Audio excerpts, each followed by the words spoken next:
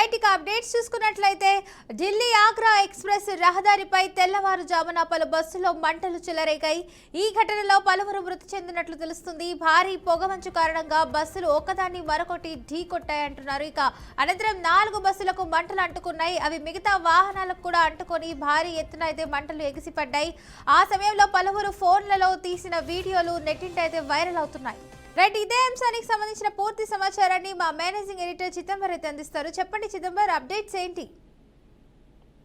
మొత్తానికి అయితే మధుర ఎస్ఎస్పీ శ్లోక్ కుమార్ చెప్పిన దాని ప్రకారం అయితే ఇది చాలా తక్కువ విజిబిలిటీ కారణం. ఎందుకంటే మనం చూస్తున్నాం గత కొంతకాలంగా ఢిల్లీకి సంబంధించి చాలా తక్కువ విజిబిలిటీ ఉంది. దానికి 2 కారణాలు. ఒకటి పొగమంచు, రెండోది అక్కడ ఉన్న కాలుష్యం.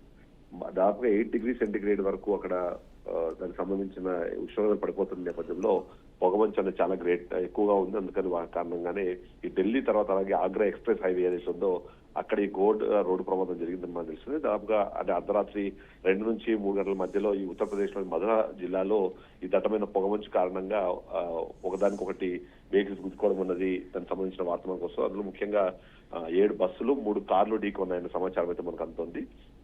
దీని కారణంగానే 4 లేదా అంతకంటే ఎక్కువ వెహికల్స్ అక్కడ మంటల్లో దగ్ధమైనట్టుగా మనకు సమాచారం అవుతుంది. ఈ ప్రమాదం లేదు. ప్రస్తుతానికి ఉన్న సమాచారం ప్రకారం 4 మృతి చెందడం, మరొక 25 మంది గాయపడ్డారు అన్న సంబంధించి చెప్తున్నారు. అయితే బట్ ఈ 25 మందిలో ఎవరికి అంత అంటే ప్రమాదకరంగా లేదు, ప్రాణాపాయ స్థితులు ఎవరు లేరు అన్నది అయితే ఇప్పటికే శ్లోక్ కుమార్ చెప్పారు. దీనికి సంబంధించిన రెస్క్యూ ఆపరేషన్ కూడా స్టార్ట్ అయిపోయింది. వెంటనే దానికి సంబంధించిన ఫైర్ ఇంజన్లు అక్కడ రావడం కానీ ఫైర్ ఫైటర్స్ అక్కడికి తీసుకుని వచ్చి మంటలను అదుపు చేసి ఈ హైవేని క్లియర్ చేసే ప్రయత్నం చేశారు. ఓవరాల్ గా చూస్తే మాత్రం ఈ ప్రమాదం కారణంగా ఎక్స్ప్రెస్ హైవే పైన భారీగా ట్రాఫిక్ జామ్ ఏర్పడింది. దానిన్నింటి కూడా క్లియర్ చేశారు. దాన్ని బట్టి చూస్తే మాత్రం అర్థమవుతుంది. అయితే ఇక్కడ చాలా క్లియర్ గా చెప్తున్నారు పోలీసులు కానివ్వండి, లేకపోతే నేషనల్ హైవే అథారిటీ ఆఫ్ ఇండియాకి సంబంధించిన అధికారులు కానివ్వండి, విజిబిలిటీ తక్కువ ఉన్నప్పుడు ఎక్కువ స్పీడ్ గా వెళ్ళకూడదు.